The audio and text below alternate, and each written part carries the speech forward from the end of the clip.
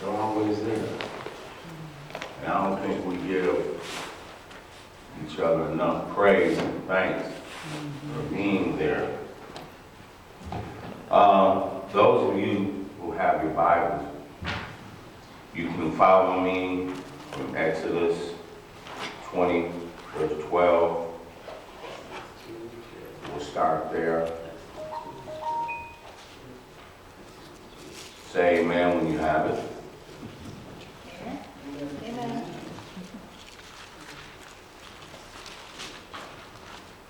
Honor your father and mother, that your days may be long in the land that the Lord your God is giving you. To me, that means that honor your parents, respect them, and give them your undivided attention. God and your parents are responsible for you being here.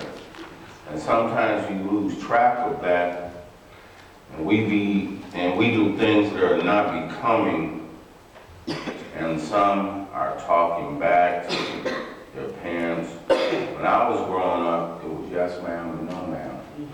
Yeah. But now you hear these kids, they say yeah, no.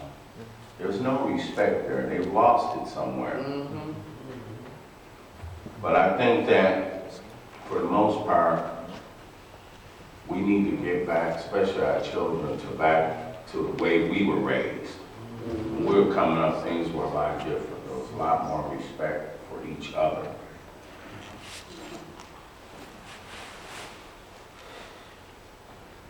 Also, I just want to say, through all the adventures I've had in my life,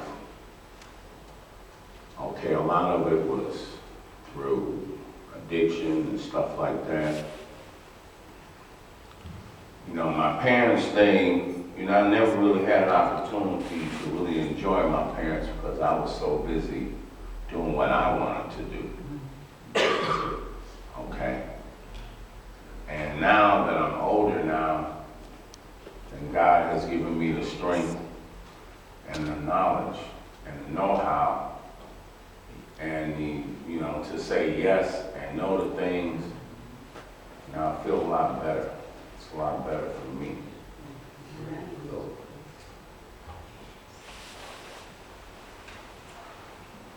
We're going to move on to Colossians 3:13.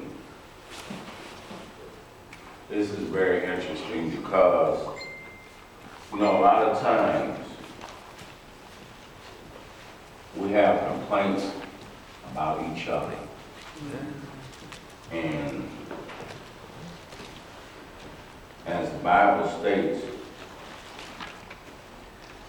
if the Lord can forgive, we can forgive.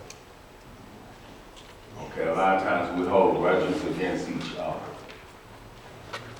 Okay, and the thing about it is that even though the Lord can forgive, we don't get it. We're not getting it. We've all have done things that are, how you say it, aren't becoming to each other. We've done hurt to each other. Okay, but all we have is to say we're sorry. We can't do anything else but to say we're sorry. And we have to learn that once a person says that they're sorry and they mean it, we have to let that go. You can't keep holding on to that.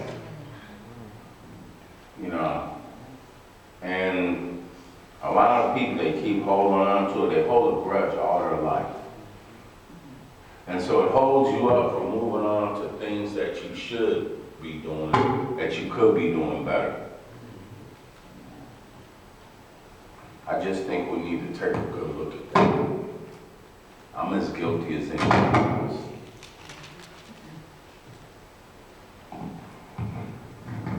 Am I good? Okay. We're as guilty as I'm as guilty as anybody.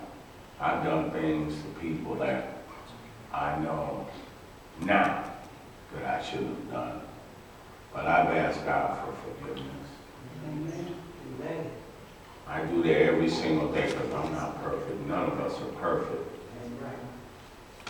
But we need to recognize that. And when a person apologizes to you, that's the best they can do. And hopefully we'll learn through our trials and tribulations to accept that we're sorry.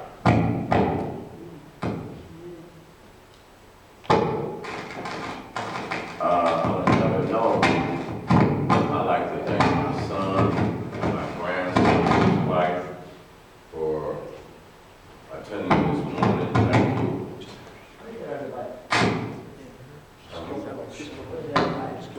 No. No, ma'am. Oh, I have. Take this one. I was like waiting for it. Turn that one on. Yep, we got it.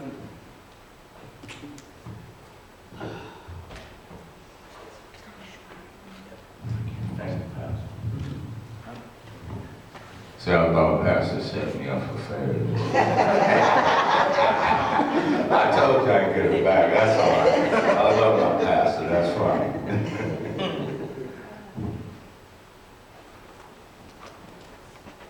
And moving on, we're going to be moving on to Psalms 127, 3, and 5. And what I'm doing, I'm going to give you Bible quotes from the Bible, and then I'm going to add my own spin onto it. So if you want to follow me, you can turn to Psalms 127, 3 and 5. 3 and 5.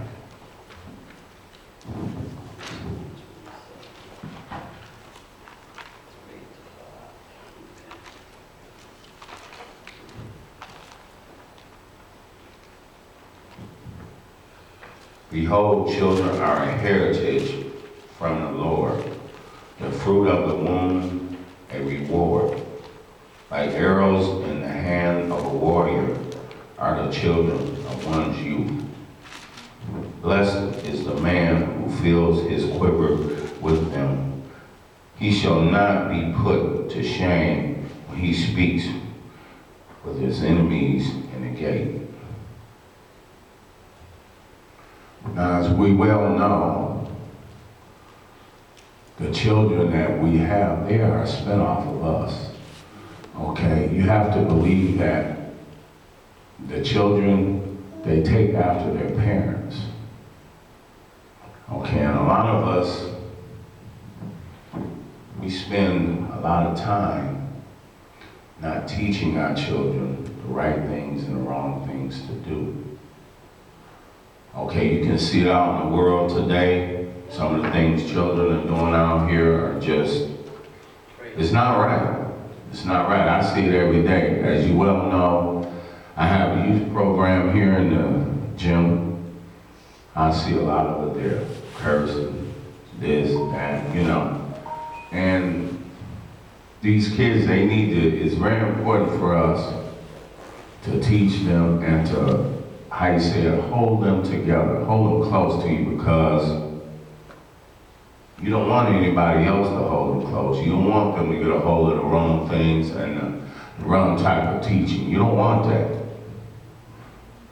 You know, just for example, my little grandson here, I spend time with him. I have a good time with him because he watches the game with me. You wouldn't believe he sits there and just looks.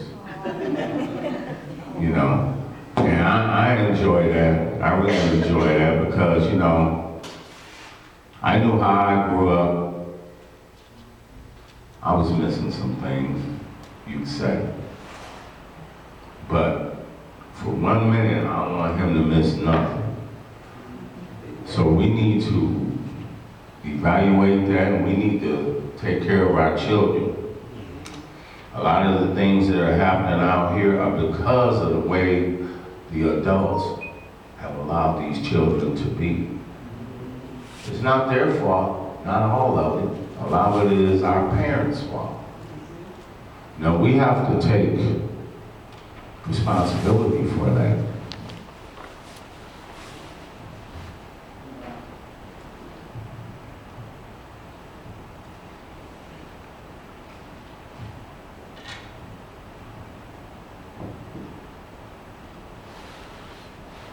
I'm gonna leave you with a thought. As a matter of fact, I have a couple things I want to say in closing. If you will turn to Ephesians 5, verse 25.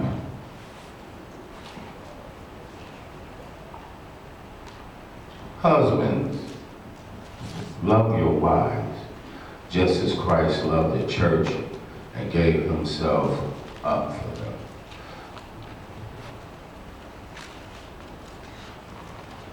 You know, a lot of times it's easy when things are going good. When things are going real good, perfect marriage, perfect.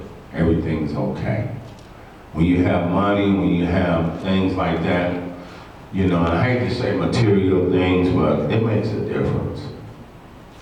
Okay, it's real easy to get along, but you really see where your relationship is when things are bad, when you don't have the money to meet that need that you need to have, It's easy for you to say, well, I'm leaving, I'm giving up. You can't give up on life. You cannot give up. Okay, you married this woman, you married this man. Okay, you already know what him or her brings to the table. Okay, so you have to deal with it. Just deal with it. It's gonna be okay. Believe me, it's gonna be okay. Don't give up.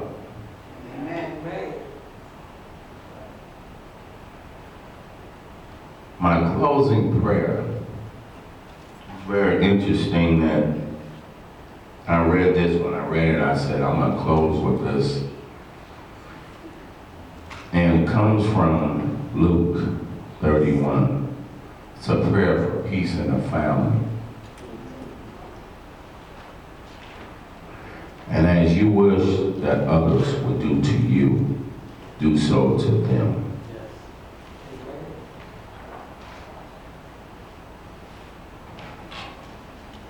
In closing, I'd like to thank Pastor Houston for allowing me to speak today. Believe it or not, Pastor, this is really important to me. I want to thank you. And hopefully you'll give me more opportunities. I hope. Every Sunday. And she's saying that. In her mind, she said, okay, just wait. Just keep on waiting. You're going to be up there more than you know. But I really appreciate her, I don't think she does get enough appreciation because she's had to, fill in for the pastor that we had. She's had to gain the confidence of the congregation. You have my vote, Pastor. Not that it matters, I don't know, I'm just coach.